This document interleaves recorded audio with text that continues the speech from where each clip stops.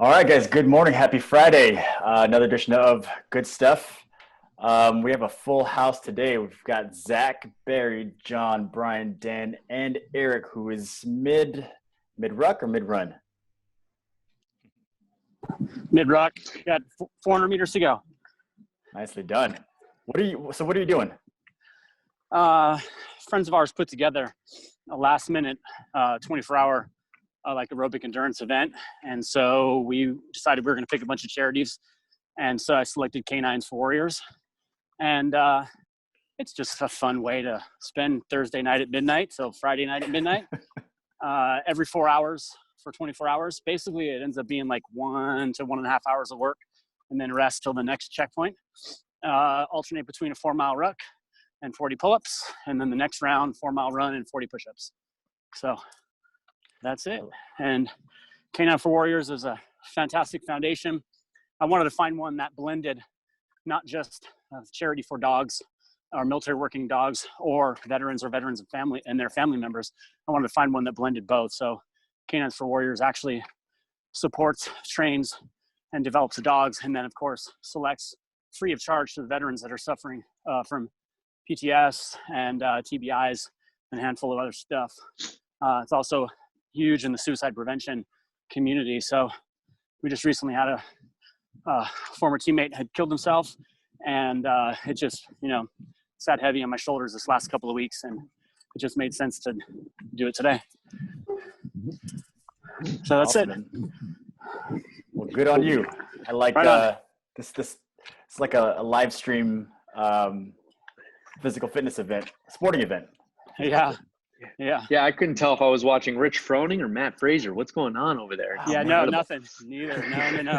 Maybe the Ultra Masters version of Rich 10, 20 years from now. Who knows? Dude, it's ball hot. Dude, I'm surprised you're doing this. I just ordered breakfast burritos and I almost melted. Look, I'm done in 100 meters. You bring the breakfast burritos here.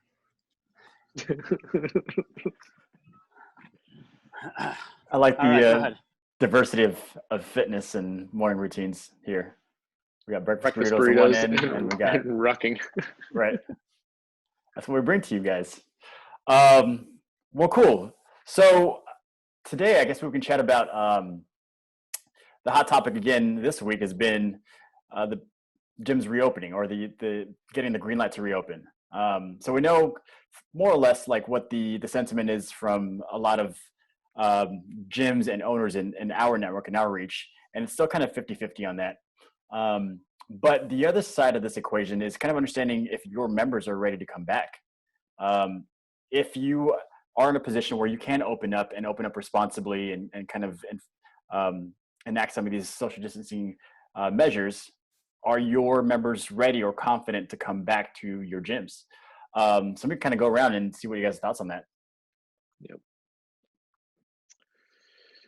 I think gyms, if they're given the green light in their city, in their state, then a couple things need to be taken into consideration. Obviously, one, do they have a plan that they can verbalize or communicate effectively to their membership, to their customers, to put them at ease? I think actually that's probably the biggest issue, or the most important thing, is that if you do plan to go ahead and reopen because you're like, you know what, I need to kick off operations, it's time to start bringing in money again, undoubtedly you're going to have some people in your membership or your customer base that are probably not in agreement with your plan, basically saying like, hey, I think it's too open, I'm not going to come back, blah blah blah.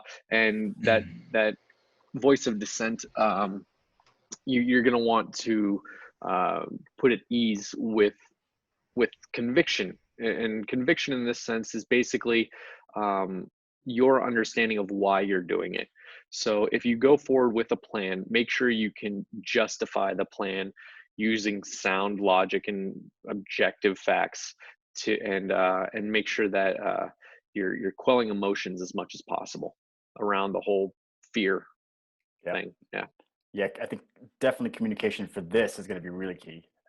You have to be able to communicate that your plan is based on facts, and it's not just a feeling, because no one wants to kind of just trust that it's very subjective.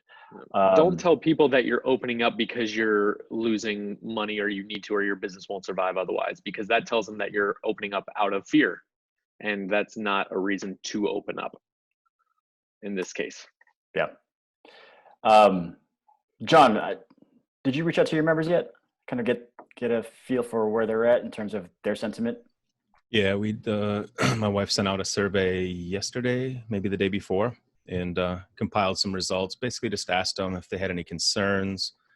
We're in Michigan, so we don't know when we're going to open. We're waiting today to find out how much longer we're going to be in shelter in place. But I haven't gone through all the results. We're gonna go through that this afternoon and then share them with our members. But just asking them if how quickly they plan on returning to class, if they feel comfortable. We've shared a lot of like the things we're doing as far as going by the guidelines and trying to figure out how many people we're going to have and capping classes, but just getting a feel for where they're at. And it's pretty much, it's split. Some people are thinking it's too soon, which and we're not going to be opening May 1st anyway. So it's a little bit out there, but both Michigan and Chicago or Illinois. Yeah, exactly. Our stay-at-home order is extended to end of May as of yesterday. So they've been pushing us out like 2 weeks at a time. So we're expecting it to be May 15th today, and then probably another 2 weeks after that. Yeah, I posed this question generally in the gym survival group just to kind of get a feel, or maybe just even start the discussion on what the member sentiment is, because I think that we, in our Facebook groups and in our circles, we're all owners and we kind of talk through that lens. But you forget that the other half to this, kind of the bigger piece of this is, yes, you can open your doors, but are people going to come back in right away? Because if they don't, then what's the point of opening up? Yeah, I think, I'm right down here by the border of Georgia in Savannah, and Georgia officially opened gyms today. So it's been interesting kind of following what some of these Georgia affiliates have done. And I've seen a few different surveys they've sent out, and the data, I would say the majority of the results coming back are over 50% of these gyms members are saying no, they won't come back to classes starting right away. So what do you guys think it's going to take from the members' perspective, the public's perspective, to be confident enough to come back and not right back into, how things were before, but come back to the facility, get a workout in? What do you think they need to see or hear, or what guidelines do they need to follow? I think they just need to see some certainty from government or, health officials that there is an answer or some type of end in sight that, to be comfortable. Yeah. I think that's personally probably one of the bigger things is from like politicians, you hear one thing, and then from the medical community and science, you hear kind of a different story, a different recommendation. And at that point, it is hard to understand who to trust, especially if you're kind of, you're vested in this, whether it's your business or what. You have incentive to want to open up, but does it make sense? Is it safe? Yeah, I think the majority of the states are going to be, the members in that state, it's going to depend on science. Like if they're looking at the facts, are we having increased cases? Are the cases declining? What does my state say? I think Georgia is one of the last states that's recommended to open back up to the public. So the fact that they're the first, I think, is going to give you a different result than, let's say, Michigan 2 months from now. Yeah, that's what I think it makes it a little bit harder to trust too, is they're so kind of early on in their measurable curve. But yet first to open up, like do you trust the leaders to make the right decisions, or are they making the right decisions? But yeah, I mean, I guess the recommendation is really just follow the numbers, follow the science, and talk to your members, keep that communication open. Right. All right. Well, shoot. I hate to end on that note, but let's. What do you guys got planned this weekend? I had something planned this weekend. What is it? All the days are is that happening for everybody else? Like all the days are blurring together now. Yep. Like I totally spaced that yesterday was garbage day and I didn't put out the garbage. And now I have a week's worth of backed up garbage in my garage and it smells like dog shit. So I'm glad our garbage. It's hard to lift Monday heavy. garbage day. Yeah, ours is Thursday. What am I doing this weekend? There was something that we had planned that was fun. It's like a hike or something. I forget. Oh well. I'm gonna change my oil in my car. I just want to be able to get a haircut. Oof. This is really long. I know. This is super long. Oh man. John, how often do you cut your hair? You're also on mute. John gets a haircut daily, it looks like. I almost need one daily. That's a trick question. I was doing the berry thing, trying to see how many hats I could find for about 2 weeks, and then we had to do the webinar on Tuesday, so I cut it. I think I cut it Monday. Dude, but like John looks good. John looks good. If I like boot camp style my hair, I look like a idiot. I look so stupid. Like he can pull that look off. He's got a Bruce Willis thing going. I have no choice. This is going on 2 well, decades. Then you're lucky. You're lucky because you look good. So I can't do that. Like James, do you think you'd look good bald? You actually might be able to pull it off. No, I've tried it and it's pretty terrible. I have a weirdly shaped head. So do I. Some people just can't pull it off. Count yourself lucky, John. I got the guts to do it once and didn't immediately regret No, never do it. Never go back. Yep. So if you see me wearing a hat, ask me to take it off. It looks like George Costanza because it only grows on the sides. Nice. We'll get you back on next week for that. Yeah. See, I'm trying to decide what to do with the beard once I do get it cut. Do I keep it or do I just go down to like a Fu Manchu or something like that? Oh, I'd like to see that. I think you could pull off a Fu Manchu for some reason. I don't know. It just strikes me as something you could pull off.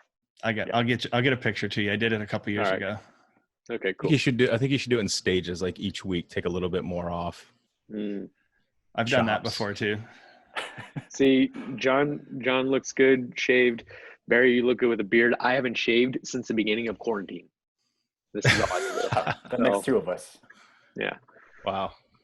This is like that 4-week shadow. I mean, Zach, I left the golf industry 7 years ago, 6 years ago, something like that. And I had to shave every day. I think because of that, really? Yeah. You had to be clean shaven every day. So when I left and opened the gym, I think since then I may have actually clean shaven my face 5 times, maybe 6 times in 6 years. Like once a year. Yep. Just like, you know what? Let's go. Well, it sounds like everyone has their homework for riveting the week, plans. the weekend. Riveting plans this weekend. Really, it's just to go wild and let the meme grow. Yeah. Awesome, guys. Let's wrap it up here. Thank you for joining in. Big group today. Once again, if you are watching this video and you've found any value, you want to comment on Zach's haircut, please let us know what you think in the comments. If it's a good haircut, like or maybe subscribe to the channel. Maybe, that might be a good idea. Don't put that pressure on me. Don't put that pressure on me. It's make or break it, man. All right, guys, you have a good weekend. Thanks for your time. All right. See you, fellas. Thanks, James. Later.